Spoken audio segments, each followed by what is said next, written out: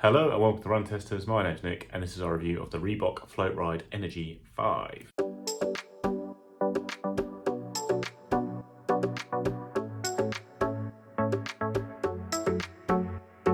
So the Floatride Energy line from Reebok has become a bit of a byword for value in the running shoe world. Past versions have been very reliable, all-rounder, daily trainer shoes that have a price tag that's a lot less than a lot of running shoes on the market, and that's all pretty much true of the Reebok Floatride Energy 5. Bit of a spoiler for the review there. The UK price has gone up, however. It's now £85 in the UK, though it remains $110 in the US. The weight has changed. It's now 256 grams or 9 ounces and a UK 8.5. That's a touch heavier than my Reebok Floatride Energy 4, and the 4 was in a UK 9, so half a size up for a lighter shoe. The drop and midsole has changed as well. It's an 8mm drop now, and that's because they've raised the midsole by half a millimetre at the back and 1.5mm at the forefoot.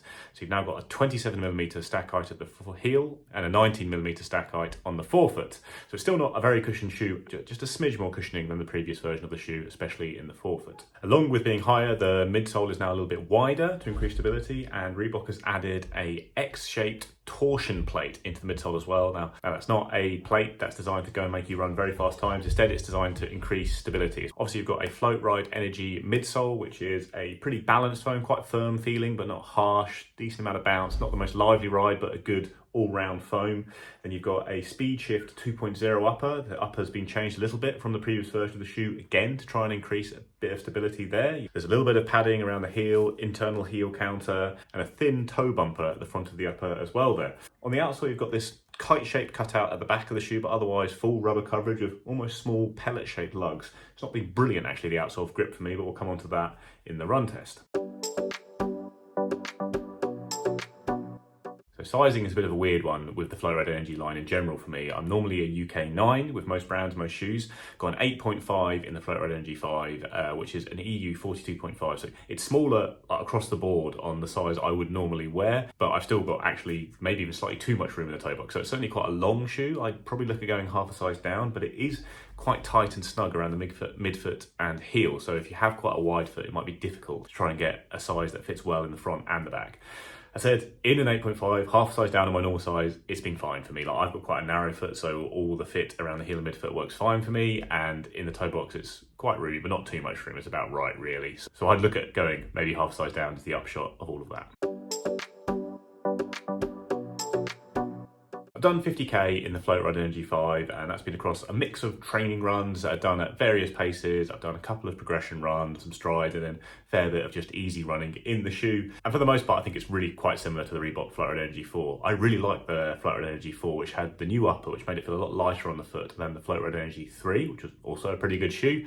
And this is more of the same. It's a slightly heavier shoe than the Floatride Energy 4. It's not that noticeable on the run. I also don't really notice the changes made. Like, I am a neutral runner, so I'm not really concerned about stability, especially in a shoe like this, which has got quite a firm midsole and a fairly low stack anyway. Those new stability elements, I'm not sure how much they're adding. I didn't really notice them, but at the same time, they didn't annoy me or put me off the shoe. The upper seems to feel a bit tighter and constrictive on the foot, but again, not in a way that I found unpleasant. But these little changes have been made to the shoe. Not sure they changed the overall feel of it that much, which is a good thing because this is a pretty versatile shoe. Like, it slots quite firmly into that daily trainer category in that it's quite cushioned but not really plush or very soft or anything like that, which does mean it's still quite light and responsive when you want to up the pace, so it can handle a variety of training. It's very much probably one that's a jack of all trades and not necessarily a master of anything though, so on like easy short runs, it's fine, but if I start to push beyond an hour, that kind of thing, I did feel it wasn't that comfortable, especially under the forefoot, which got a relatively low stack of foam compared to most of the market at large these days, but it was comfortable enough, put it that way. And the same is kind of true of speedy runs. It's not the fastest shoe, doesn't return a huge amount of energy or give you a load of pop off your toes, but it's lightweight enough, it's firm enough, the platform's there that can help you run fast without necessarily giving you some of the assistance that shoes are designed to these days, either with bouncy foams or rockers or plates or anything like that. This is, like I said before, like quite a balanced foam that gives you a little bit of everything, but nothing in abundance, so you can kind of just get on with your run, whatever you happen to be doing that day. So for most types of runs, there's probably shoes that I'd rather be in, but at the same time, this does do more or less every kind of run quite well.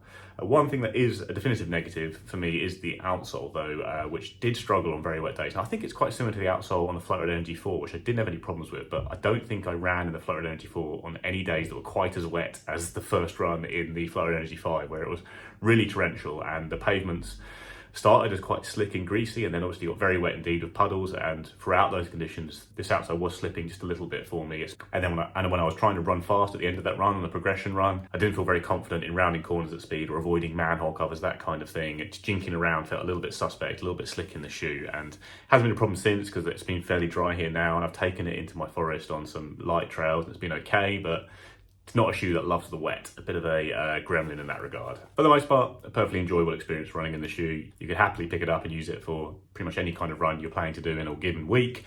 Like I say, there are shoes I'd rather be in for most of those runs, but as a jack of all trades, it's a really solid option and really good price.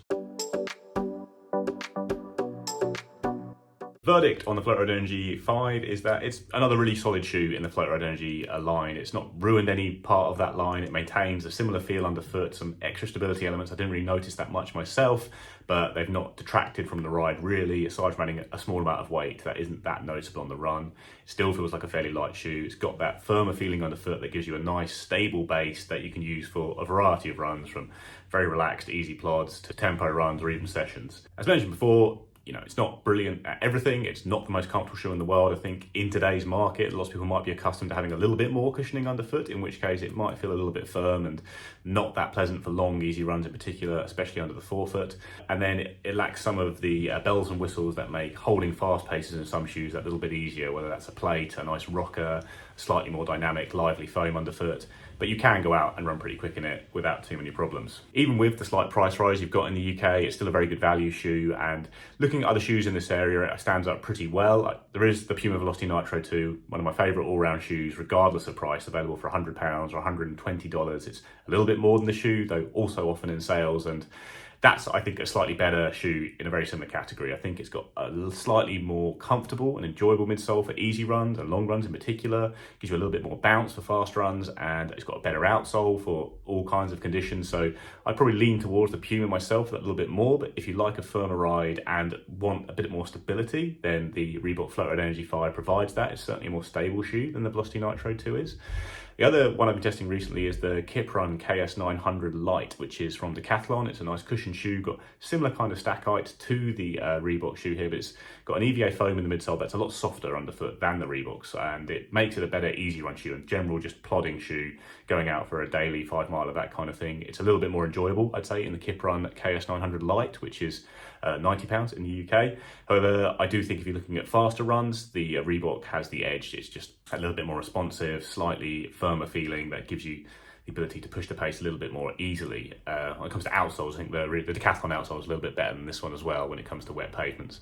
That trio of shoes all offer really good value in slightly different ways to runners. If you're a runner who uses one shoe at a time and looking for a bargain, the Floatride Energy 5 does provide that, as long as you can live with the slightly firmer feeling, especially on long runs.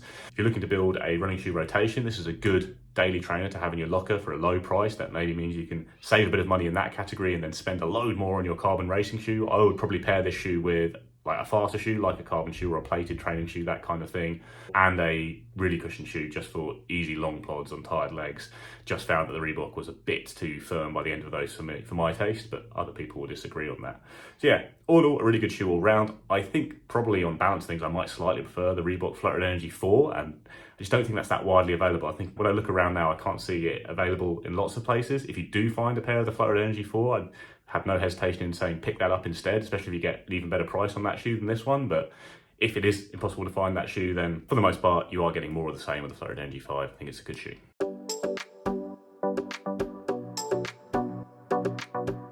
That's our review of the Reebok Floatride Energy 5. Please do like, subscribe, ring the little bell. Also dive into the comments and talk about some other cheap shoes. I know some of you did mention that Reebok has a traily version of the Floatride Energy line that maybe has a slightly better outsole, something I'll try and look into if I have time now. And if there are any other really good value shoes going, do flag them up. The other one I'm trying to test is the Decathlon KD900, which is more of a speed focused shoe. Hopefully that's arriving soon. We'll get the review up when possible.